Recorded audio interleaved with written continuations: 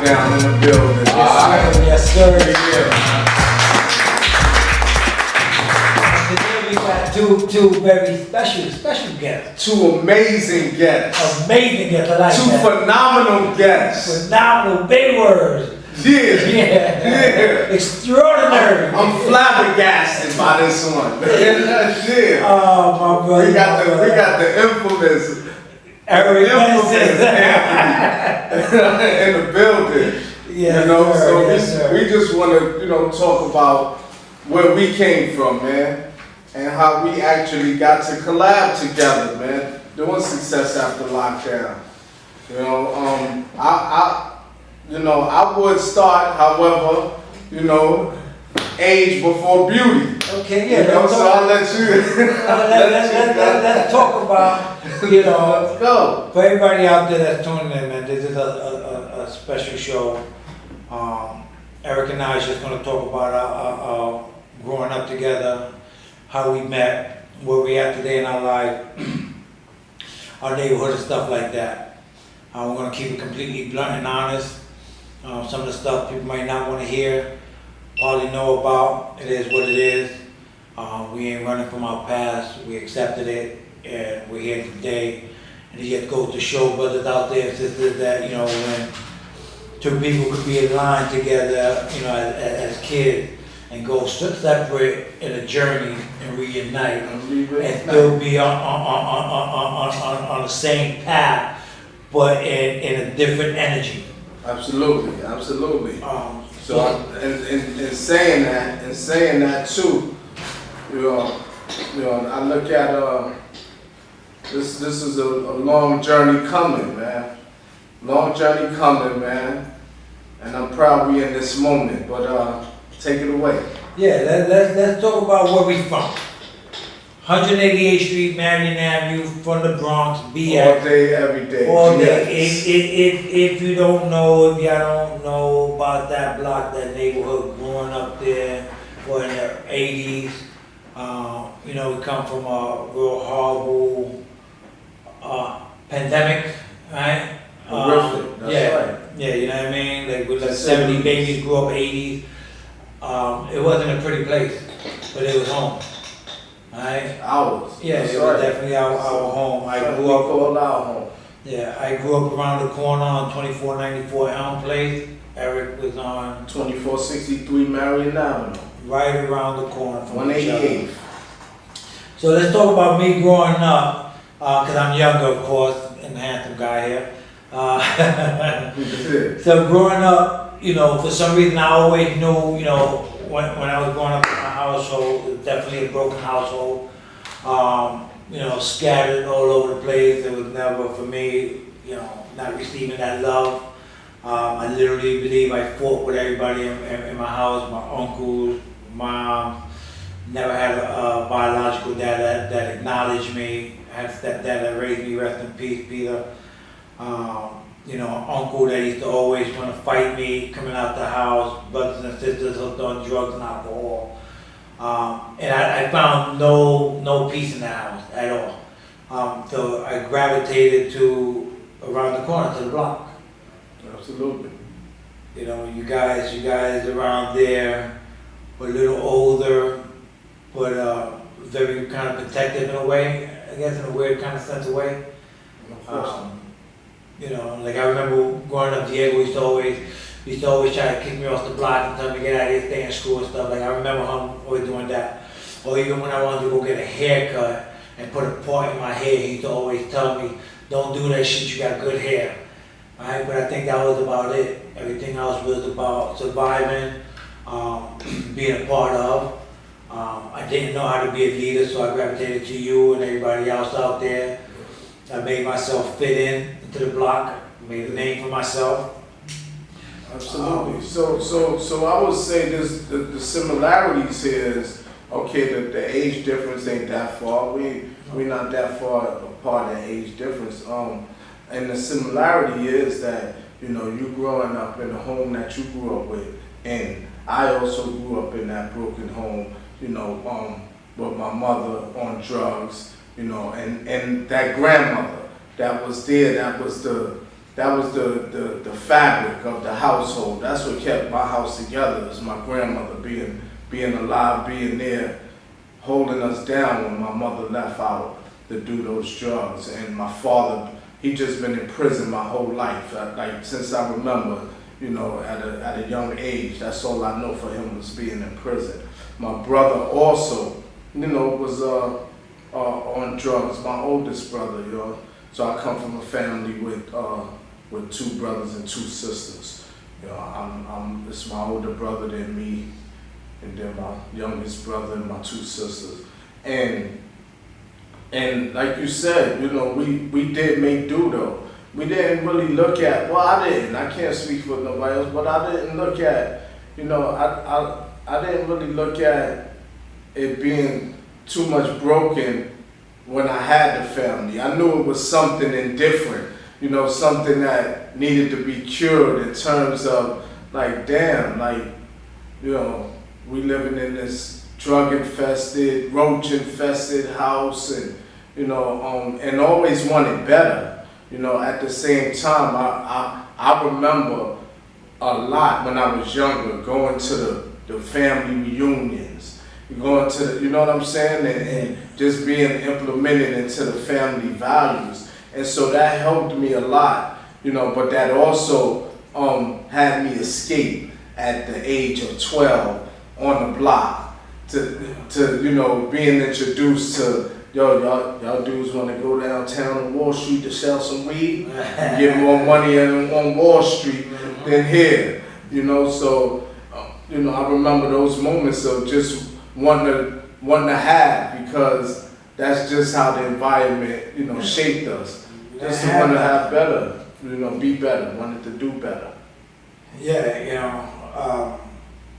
know, I mean, so we linked up. We hung out on the block, right? We you know, me and the younger kids, me, Ewok, the rest of the dude, Guy, Leroy, rest of the peace, Guy, you know, we had a little squad. You guys was part of the older squad, right? That we all looked up to. You, Diego, Ralph, freaking Lionel, freaking what else? The whole freaking block. Art, who else was out there? Trevor Don, King, right? Oh, everybody, Beach yeah, Beach right. Road, rest in peace, right? Like you guys were the guys that I looked up to, because y'all was some bad, tough motherfuckers, right? We were just reckless. I want to put a disclaimer out there too. I try to keep them in school, even though Well, I realized at a very young age that school and I really didn't get along, right? And it wasn't no one's fault. It was just my learning disability. Yeah. I guess, you know, it took me a long time to sit still, right? And we're gonna talk about that, you know, in a minute. But I think, you know, growing up in the hood, and what we went through, I think it's the same similar story with everybody's hood, right? Just how we gravitate to each other, and you know, some of us went on a route to become straight drug addicts and consumed by that route. Some of us chose the route to go get money and make money and stuff like that, and destroy our community one way or another. And still be drug addicts too. Yeah, absolutely, because I was same damn time. because I later on in life, I became both, right? You know, I always bothered myself growing up back then when we was hustling. One thing was maybe some little yayo and some weed. I was never really a big drinker, and I wasn't really into anything else, but just making money, smoking some weed, little cocaine there. Wasn't until years later in my life that I got into the dope, and you know what I mean, and I tried some crack, and shit got really fucking out of control, right? But let's talk about me wanting to fit in, right? And me getting in trouble. And I remember, should we even talk about that incident with Red Top? Right, there was an incident with Red Top. Okay. All right, let's Keep going back, y'all. Yeah, we're gonna go back here, right? For those that remember, there was an incident with Red Top. Like I said, I don't know. For me, I always knew that I was a very peaceful person. I knew I was a caring person, a loving person, right? But I was not. That person was not gonna fit in to the group that I wanted to be a part of. Right? So I created this demeanor and his character of being Scarface and being a tough kid, right? And did anything possible to get a name. And I remember, you know, the drug wars that we had on the block with other neighborhoods around there. We was always, for some reason, always trekking and going to other neighborhoods, getting into trouble. We was one of those neighborhoods that didn't stay in the neighborhood you're getting in trouble. We were in other people's neighborhood to get into trouble, or make money, or take money. That's right. Right, that was what we were known for, right? That's right. But I recall me getting in trouble and going away in Spofford, Yeah. coming home. I actually escaped from a group home, and it was. We had in trouble with you. Yeah. To say the least. Yeah, it was funny 'cause I remember freaking Ken from the block. Miles was dating one of the counselors from YDC1, the group home that I escaped from. And I remember being at his house, and I'm coming out of his bedroom, and it's freaking coming out that bedroom. The boyfriend, Pacheco, guy's name was Pacheco, comes out his mom's room at the same time. And the rooms are like this close to each other. It was like, and you can see his jaw drop, and he's like, "You little," and I'm like, "You mother." And Ken dude comes running out, his mom's coming out, he's like, "Yo, you going back to the gym?" I'm like, "Yo, I'm not going back." And finally, I was like, "Yo, all right, calm down." I was like, "Let me go smoke a cigarette, let me go smoke one more joint and leave." And I went to the block or whatever, and everybody was trying to convince me to go back. And my boy Eric's like, "Yeah, man, you wanna make some money? I need to take a package out of town." You remember that package? Yeah, I remember. All right, Yeah, listen, I we was wild, was misguided, right? I wanted to be a part of. I needed some money. I needed to get out of freaking New York, straight up and down. So I went, and we got in. Went up to Albany, started hustling. That's when we started hustling and stuff like that. I remember getting arrested that first day. Yeah. First day, remember that? Yeah, absolutely. And I've been in and out of prison that whole time. Just always in and out, misguided, doing stupid shit, just trying to make a name for myself, and at whatever cost, it's always put me first, me first. And but we was tight 'cause we were getting money, from the block. We got money in Albany together. We got money in B-More together. We got money in Virginia. Yes, Like sir. we was running wild. We was some young dudes, but we was getting some money. Look, All right, and then we went our separate ways, not by choice, but by our choices we made in life. So let's talk about your journey during those times. absolutely. So when we look back then, like this was where we grew up, right? What they call the product of your environment. Yes. However, I always, with the knowledge of self that I have now, I always make sure that, our audience, whoever it may be, that we conversating with, that I'm conversating with, whether it's a single conversation or a group conversation, we still made the choice. We Absolutely. made the decision to do what we did. And so we will forever live with that. When you talk about that era and that era of drugs, I think we all could, take some blame on addiction, because, okay, I might not have went that route to being this big drug addict. However, I was this big drug addict because I was so fixed on materialistic things. I was so fixed on just wanting more money, just trying to get out of the circumstances that we were in and be in a better circumstance, but at what expense? So, in doing that, we did a lot. So when I say a lot, I mean a lot of negativity in our community. Yeah. To community, and I'm that person that looks at whether you do something, whatever you do it, however you do it, however small you do it, it affects the bigger picture too. So you know, we may have did these things in these communities that we went to, and, you know, we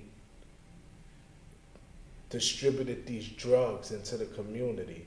This affected society as a whole, not just the community, you know, that we affected, you know, with this, you know, with this poison that we serve. But just going back a little bit, you know, to our time when we, you know, when we did these things, I think all of us at the same time, we were all misguided, you know, by a bigger power. You know what I mean? Yeah, I don't even think we was misguided. I don't think we had any guidance. None at I all. don't think there was no guidance. We ask people all the time on here, like, well, who's your influence, right? Growing up. Like me, I was never into sports like that. I really never cared about Michael Jordan. I didn't care about Kareem Abdul-Jabbar. All I cared was about the street life, right? If you was about that street life, if you was out there making money, you was out there driving a nice car, that's who I looked up to. The Diego, the Ralph, the Eric, the Trevor Dawn, right? That's what I wanted. I wanted financial insecurity, and at all costs I was going to get it. Had we had someone to maybe come to us in a positive manner to say, hey, maybe things would have been different, right? To sit here in retrospect, for me speaking, all I did was adapt to what was presented to me out of fear of becoming someone I didn't want nobody to see because I was afraid of rejection. But I don't want people to miss. I don't want people to miss this. I guess this self-accusing spirit that we all have in us. I don't care what time of life we in. What I mean is our youth, right? We still go through life knowing good from bad, right? And a lot of times we miss things that occurred to us. And I'm saying that I'm reflecting now on when you and I were in those streets. I'm gonna give you a short example, a short story. Skipper and Morgan. God bless Morgan's soul. Yes. Right? His brother Skipper. Skipper and Morgan had moved out of the community. They moved to Manhattan. But Skipper used to always come back. He was Muslim. And you may not even remember this, right? But see, these are things that because of where we at, our levels of life, and where we at in our decision making and our awareness of things. This is where things get lost with some of us, and some of us might catch it. Right. I caught this. Skipper used to come back to the block while we was out there selling drugs and feeding the community with all of this poison. And he used to be like, yo, man, y'all need to stop. Right. It got so bad that when Skipper come, we'd run in the building and hide from him when Skipper used to come. But see, that was the living God in itself to me now when I look in back. retrospect, yeah. You know what I'm saying? Absolutely. Because that was the message being sent to me, and I knew right from wrong. But I ran from right. Of course. Just to stay on the wrong path because of this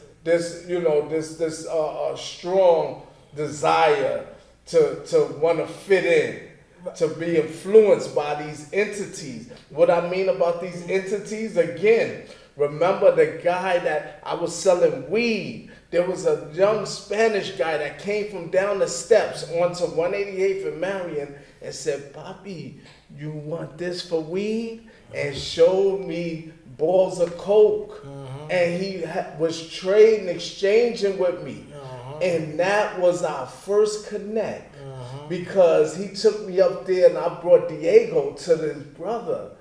And that's when they had all of this coke. But see, these are things that we don't look at when we're young. Yeah. Now that we're able to sit back in our growth and development stage and see these things, these are things that I'm talking about that was planted into our lives that we really ain't have no control over. But that one control we did is that decision That making. decision, that's right. And the influences is what kept us in that state of mind. But it holds a big purpose. And today is a living testament of that purpose. Right.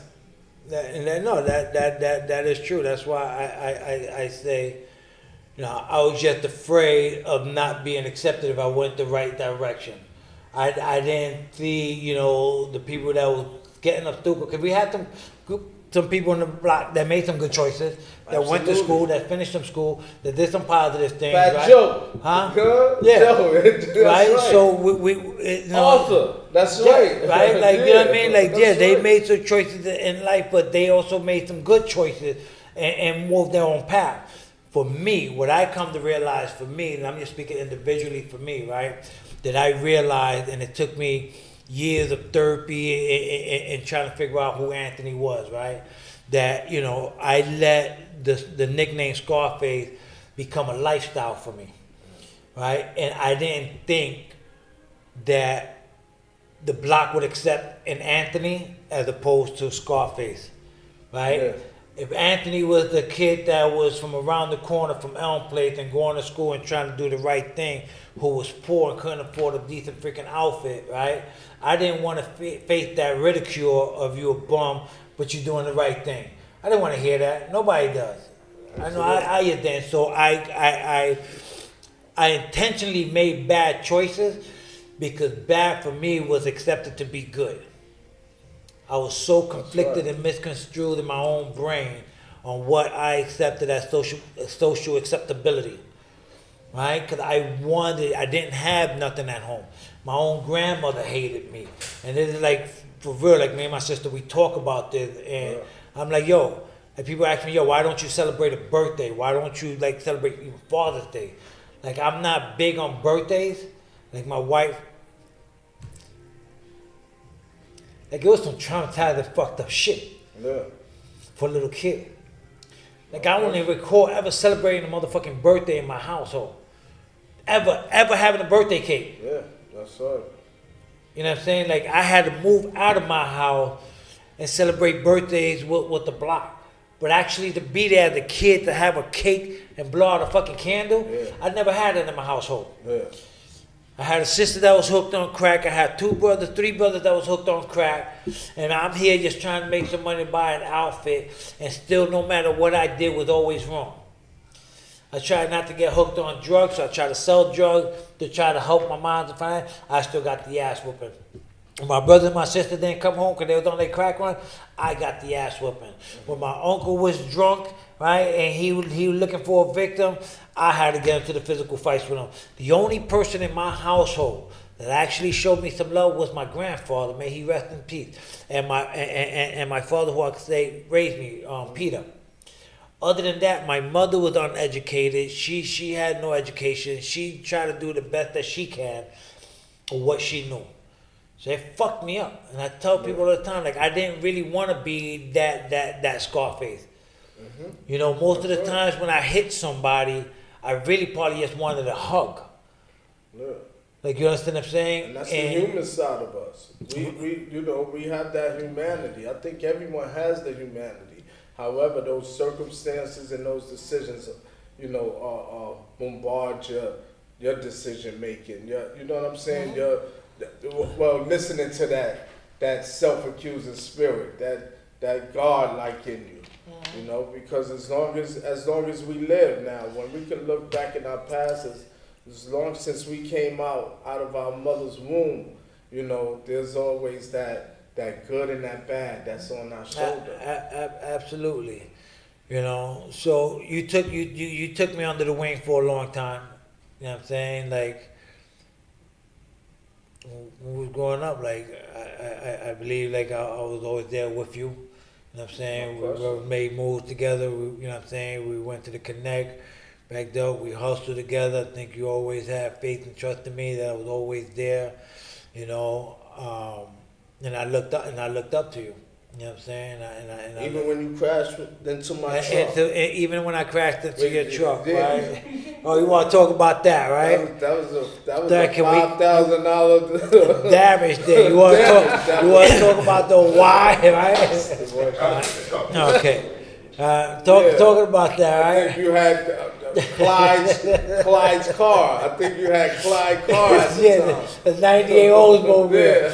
But you know how ironic that was that I was coming to try to save your ass out of some shit, right? We both took a separate direction, and I remember clearly though. I was trying to say yes, but I was messing with this girl from right around the corner from 187th and Park Avenue. I will never forget Venus. Yeah. And I just remember because we kept going in and up and out of state hustling. I remember right before that happened, last time I saw her when I was going back up to Albany, she was like, "Yo, I don't think this is gonna work out. I gotta break up with you." That shit broke my heart.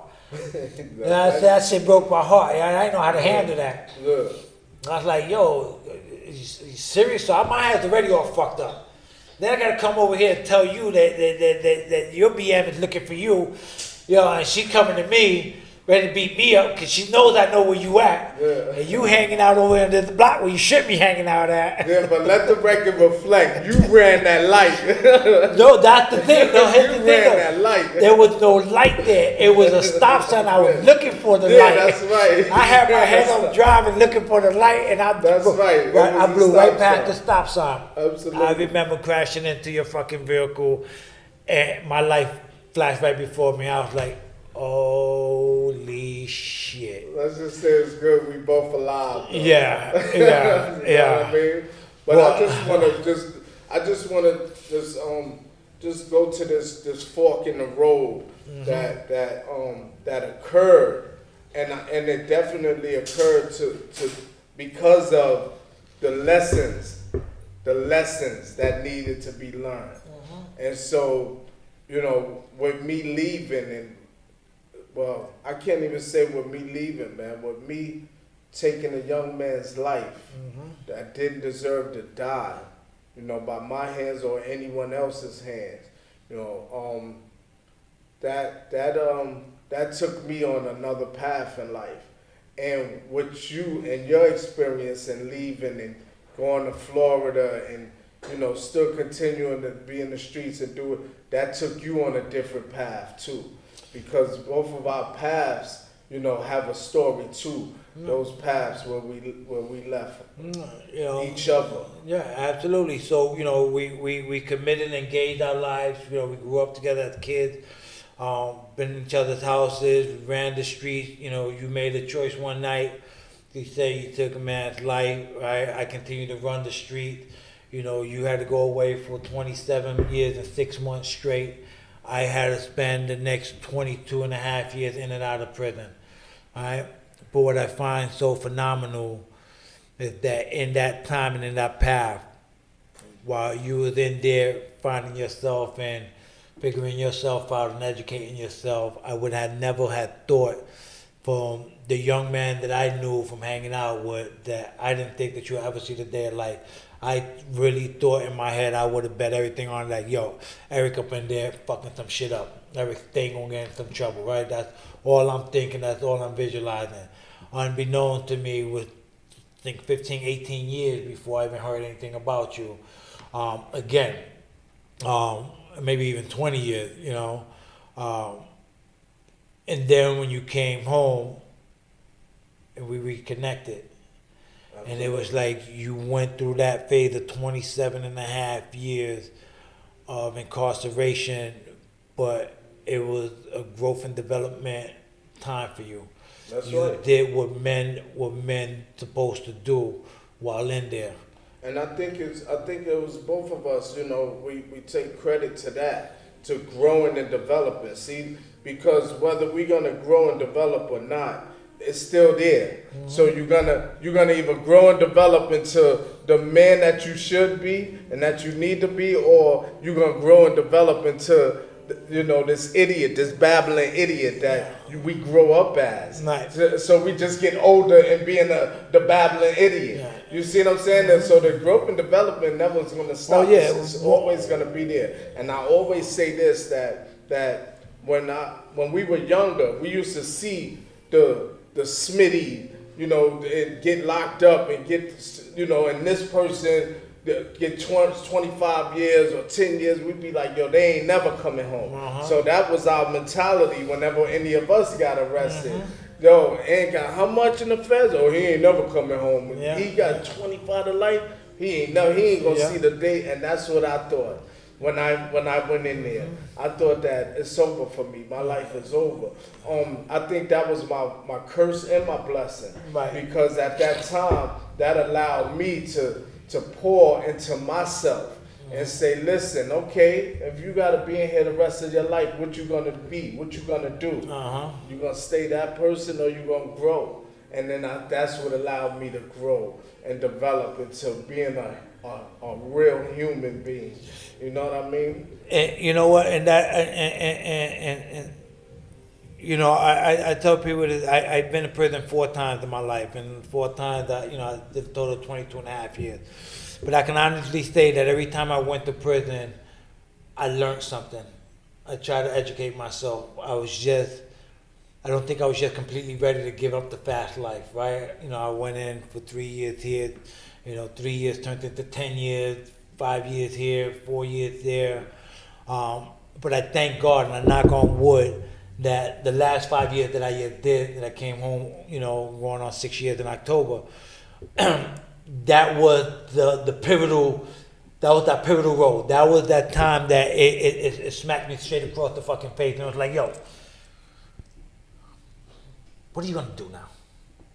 Like, how much more are you gonna keep banging your head? Because I was I always knew that even though I didn't finish school, that I got my GED in prison, I tried to do college, that people always told me, your aunt, you smart, your aunt, you got some talent, right?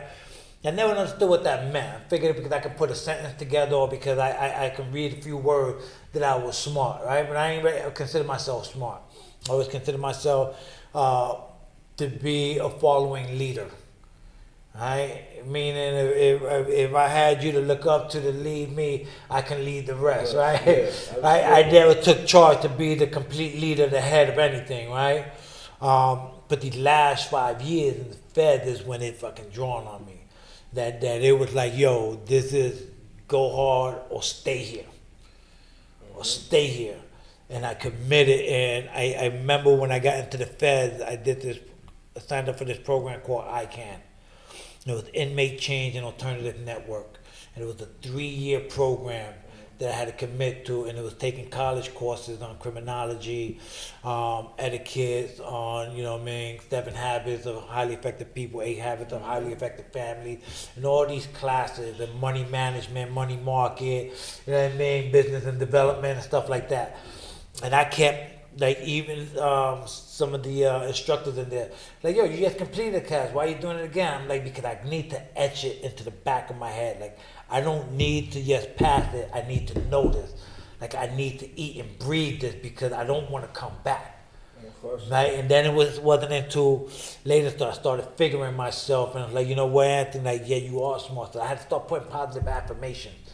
Right? Because for a long time, I truly believe that what we tell ourselves is who we become. Right? So for my whole life, I was told I was a piece of shit, that I wasn't nothing, so that's what I became. A lot of people told me I'd end up in nothing but jail or in debt, so that's what I expected out of life.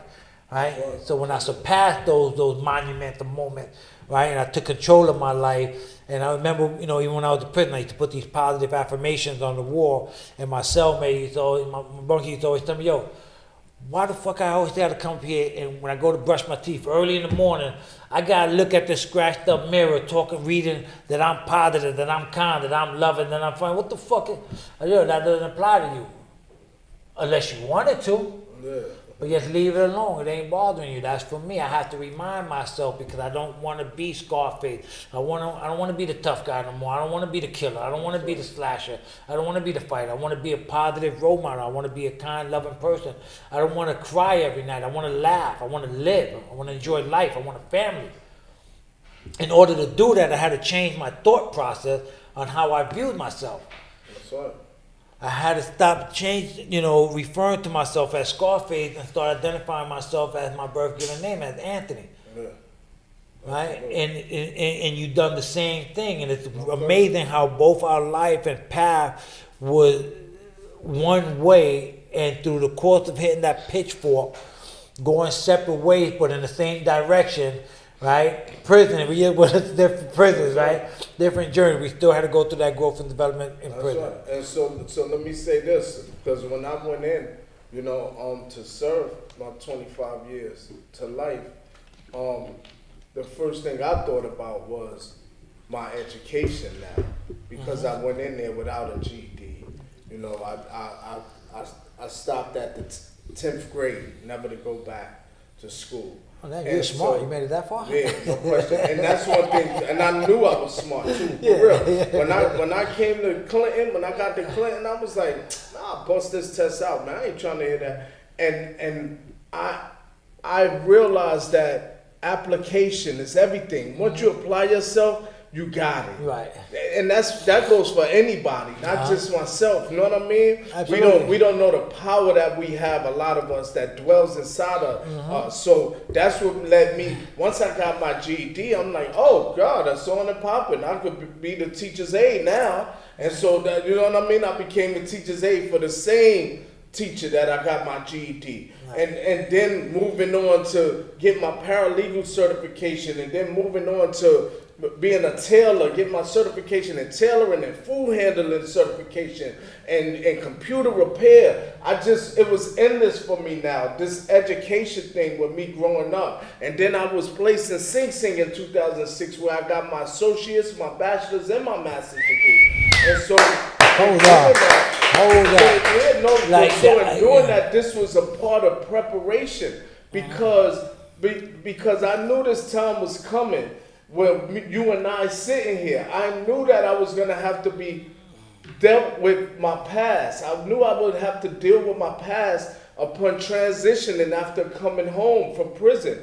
And so I was dwelling and looking into the people that we hurt so much, like that don't even know how we affected them a lot of times. Yep. I used to sell to pregnant people. It didn't matter who it was. For me, I wanted that money. Absolutely. You know what I'm saying? So today, and like I do not only today, but my whole life is built around apology.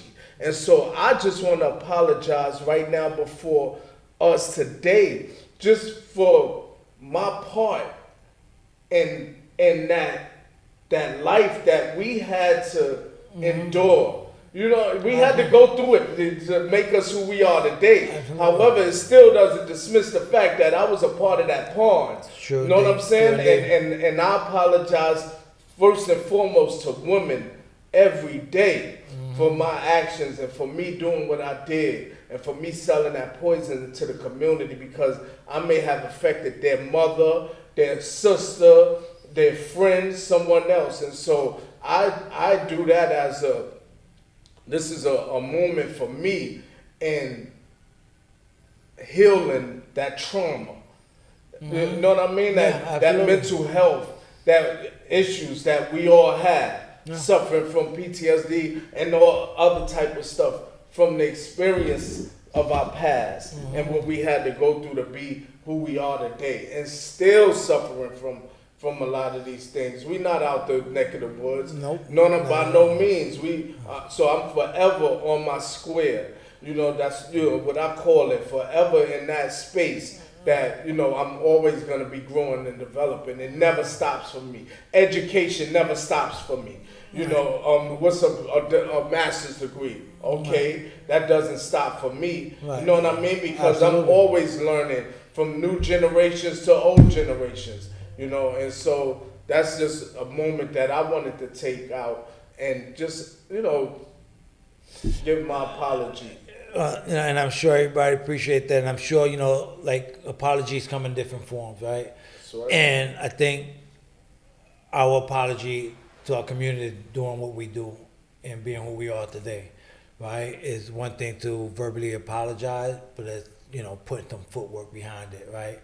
Because we did talk about, some of the damage that we've done, and we're going to be talking to a young lady tomorrow, right, about how, some of my actions have caused a lot of trauma in their lives, right? And I can't take back what we've done, right? And the only thing that we can do is live today to not continue to repeat those same bad choices, to continue to hurt people, right? And I think that for whatever reason, God allowed us to start out a certain way, split up in certain directions, but lead down that same road to be unite. Like, like who would ever thought that here goes two young kids who was 14, 16, 17 years old at the time, making a lot of money, going up and down I-95, hustling and bustling and not caring and being fearless and feeling invincible, to get separated by almost 30 years of life, to reconnect and to be doing what I'm doing, to be doing what you're doing, and for us to be doing what we're doing now. And give back to the And community. giving back to the community. And contributing to helping gun gun violence, gun violence in this country. The at-risk youth. The at-risk youth. That's right. And just to give back, and I think, that's our apologies to the community, because it doesn't just affect 188 for Marion, it affects, every community throughout the world, throughout the country, right? It's called about accountability and responsibility, right? We owe that to ourselves, right? In order for us to become who we are, we continue to walk on a path that, this is hard. Let me put it, it's hard Absolutely. to walk this path. Absolutely. I tell people all the time, man, like, yo, I look like I got it all together. I look like, when that's from the outside looking in, right? Yo, Anthony, successful Anthony, he's all peace and stuff. Like, but it's a work. Because sometimes for a person like me, for like you, for guys like that's from my neighbors, to react a certain way instead of responding.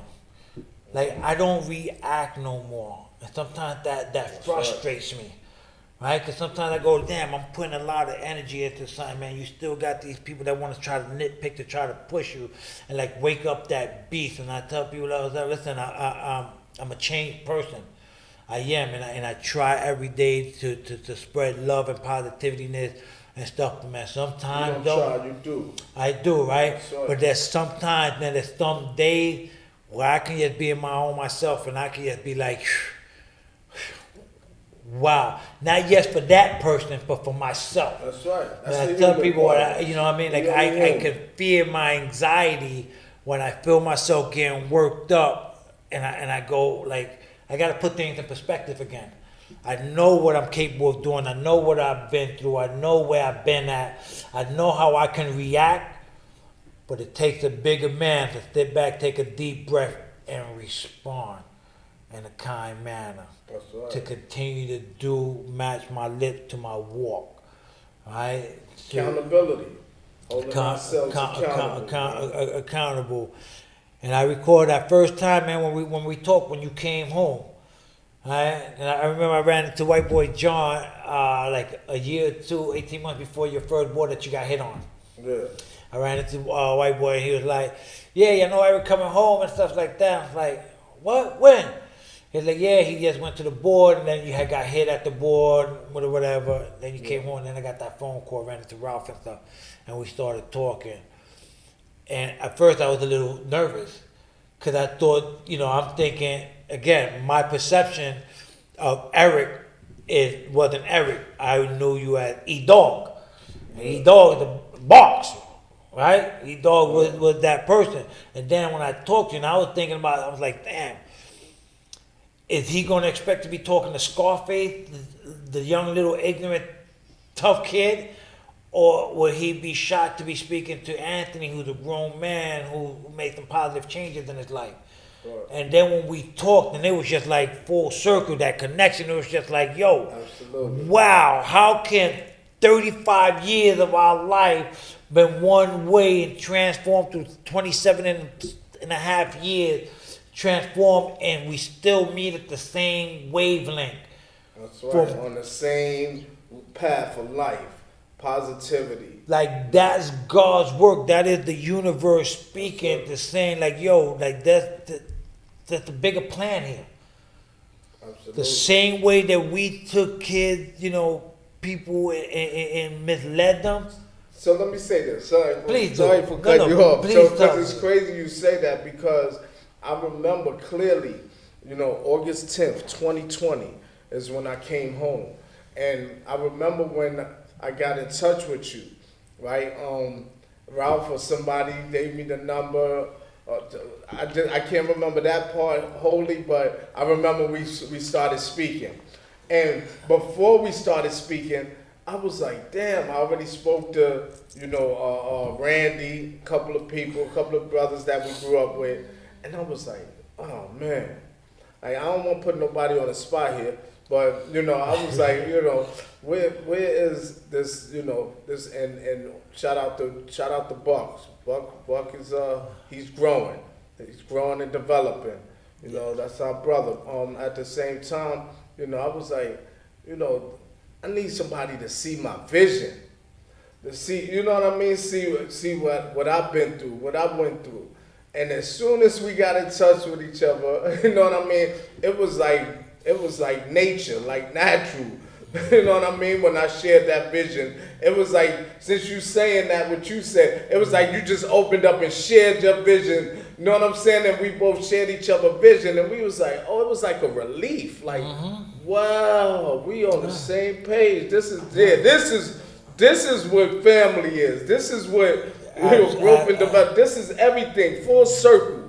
You know what I mean? That's how I felt when when we started talking and we started, finishing each other's sentences. And, you know what I'm saying? And our experiences was going to say, not that we husband, not that there's no damn marriage thing here, but but you know what I'm saying, man? Like, we definitely was like, wow, we on the same wavelength here. This is, you know what I mean? And it came natural. Yeah, we got 35 years, almost 40 years of friendship, of misguidedness, of separation, going down different paths to reunite, to be here today. And it's always refreshing when you can talk to someone from the neighborhood and not just glorify the BS that we did as a kid, right? But to accept accountability and responsibility and see in retrospect how much damage we did. And we don't even know how that trickled effect to the young kids growing up today, right? Absolutely. But to take accountability for that, but to also be on the same wavelength, right? To see a vision and to put in the time and the energy. And like I told you, me, I'm doing my own thing out there, and I truly believe in you so much that, you see, I put everything I can into what we do, because I believe that no one deserves it more. Like, you paid your dues, but you are a man of integrity. You are a man of vision. You are a man who really has remorse for the life that we led, and even though you may not have too much of an opinion about it or saying it, you did what we did, right? That's right. Absolutely. But to sit back and when we talk to a lot of our friends that are still around today and see where they at, and again, there's no disrespect to anybody from the neighborhood. I love everybody I grew up with. I wouldn't change anything, right? Because who knows? But I know this, right, that I struggled through a lot of mental health. Right, I just re-signed up for a new trauma therapist, right? Because I believe that with life and everything we deal with, right, that we go ignoring that. Right, like even coming to New York, I get a lot of anxiety. Yeah. I get a lot of anxiety to the New York, right, in a lot of situations. And sometimes I suffer through depression, and like sometimes I don't want to get up out of bed. Sometimes I don't want to do nothing. right? And they try to put me on medication and stuff, but I found for me, not to say there's anything wrong with medication or whatever, I just found what works for me, going to the gym, waking up early, and finding having a purpose. I wake up every morning Right, at and talking to 4:45, you know what I mean, and Right. want to talk to somebody. I learned a long time ago, not everything is for every fucking body, right? But work on ourselves is truly needed to become the man that we truly destined to be. Absolutely. So just one more natural thing that I wanted to share too is that in me and you meeting on that same level together and understanding, both our visions and supporting both of our visions together, you introduced me to another part of our past, which was, our producer, Arthur.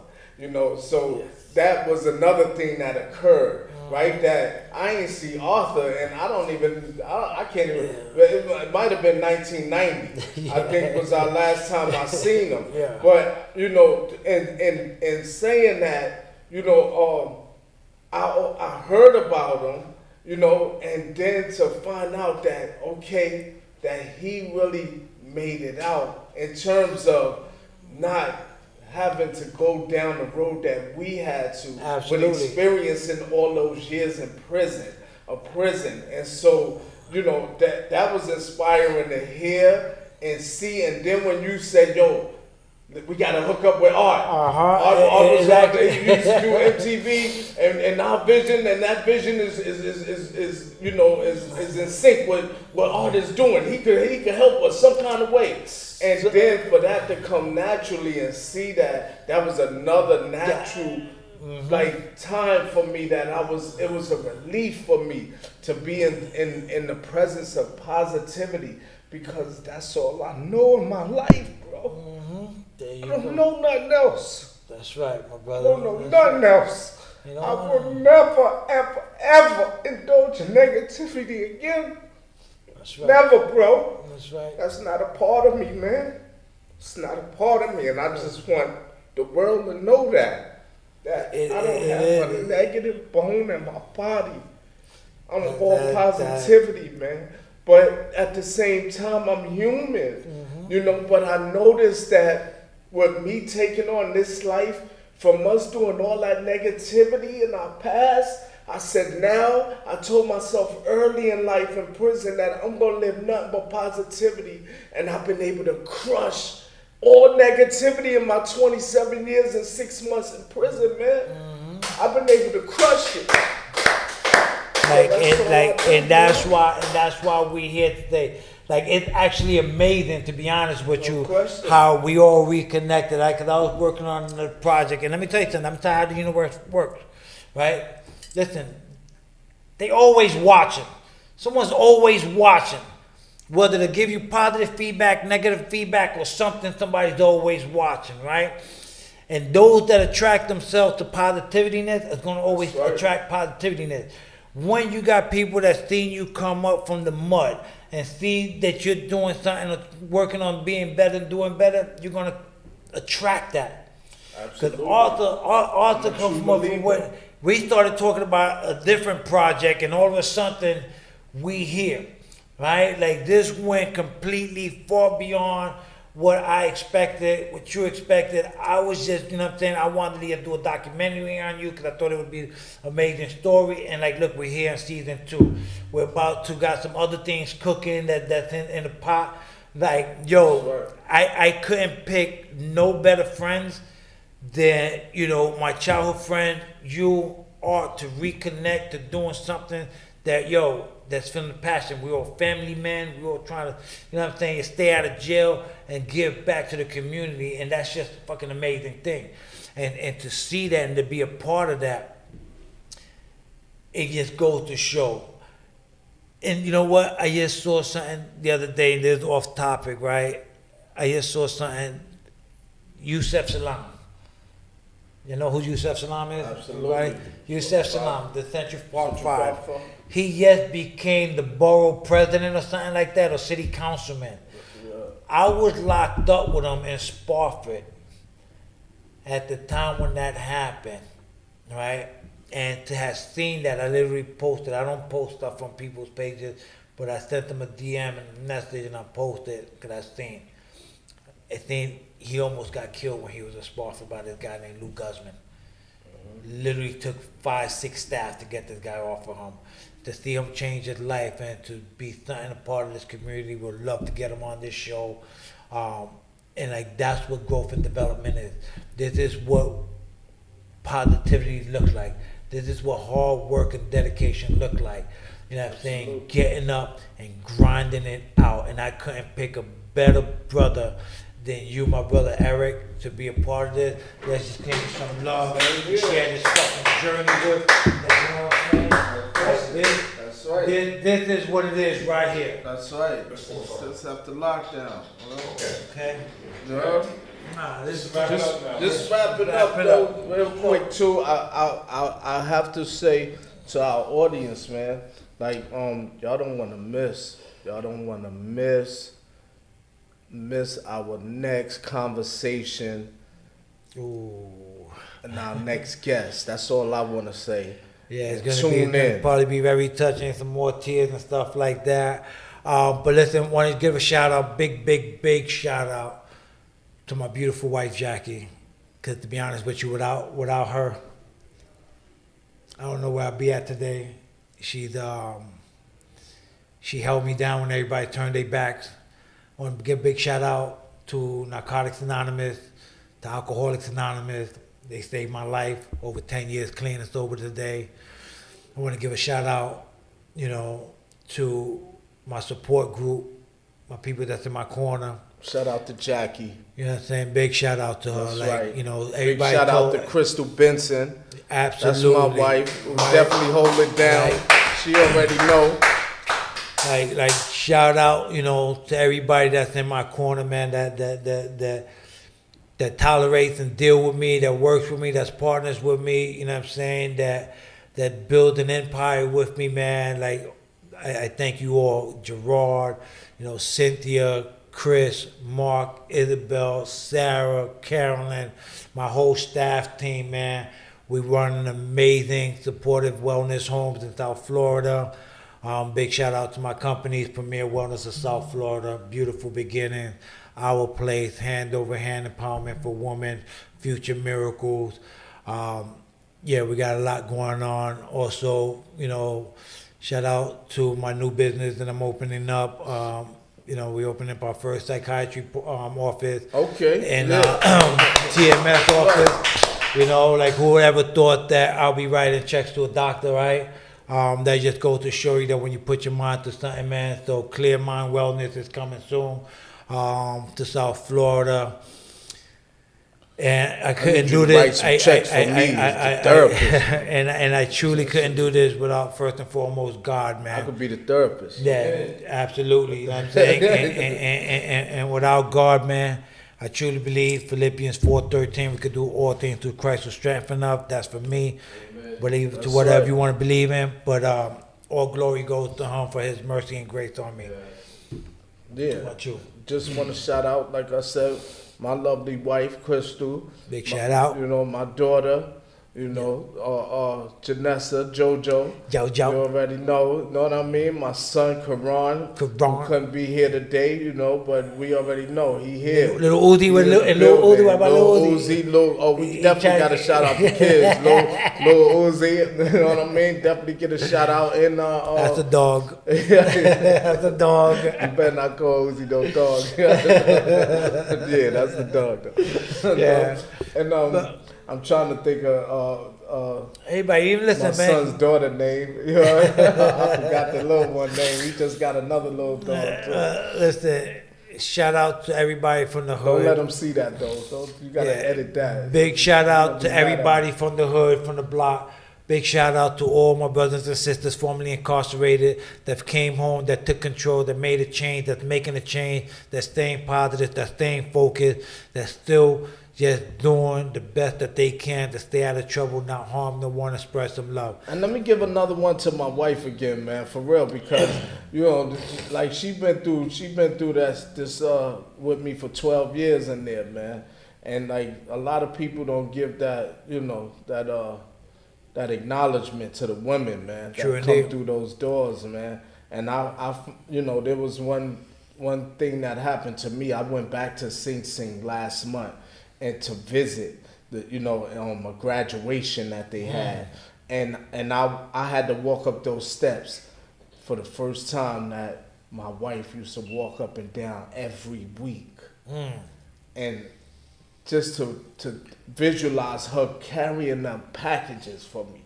You know what I mean? Like, you know, 35 pounds, a lot of get us, heavy. a lot of us don't, you know, we don't realize like the effect and, you know, the work that our mothers and wives put in. So, you know, again, I just wanted to big shout out, Crystal. Big shout out to everybody again, man, from the block, everybody out there, man. Keep it positive, keep it cool. Remember, I always say this, and I'll continue to say this, it costs you absolutely nothing to be kind. It costs you more energy, time, and stress to be negative, nasty, mean, or hurtful to someone else. Try sharing a smile instead of the nice grill. Let's share peace and love to the world, and let's stop gun violence. Let's start mentoring our youth. Let's start showing them in the right direction so we can change the dialogue on formerly incarcerated men and women or absentee fathers and mothers. All right, let's give back. Stay up, stay blessed. Hold on, let's shout out where so listen, man. I need all my supporters. I need all my I need all the followers to grab your family, your friends. And you know what subscribe. Subscribe. Success After Lockdown On YouTube, Anchor, Spotify, Apple Podcast. All right, yes, subscribe. Hit the button, man. The more people that's listening and tuning in, the more we can reach, the more we can change the narrative of how people view formerly Just go to incarcerated men and women. successafterlockdown@gmail.com. To drop anything that you have a note you want to share with us, you want to share some comments with us, please drop them. We will visit them, we will check them, and we will respond to them. Oh yeah, and by the way, The merch. there you go. Got them shirts. Success hats, After Lockdown. Got it all coming through. It's a movement, baby. It's not yet the podcast. It is a movement. My boy Art, we're working on some other things. Stay tuned. It is a movement. Remember what I said, Success After Lockdown docu-series, reality series is coming.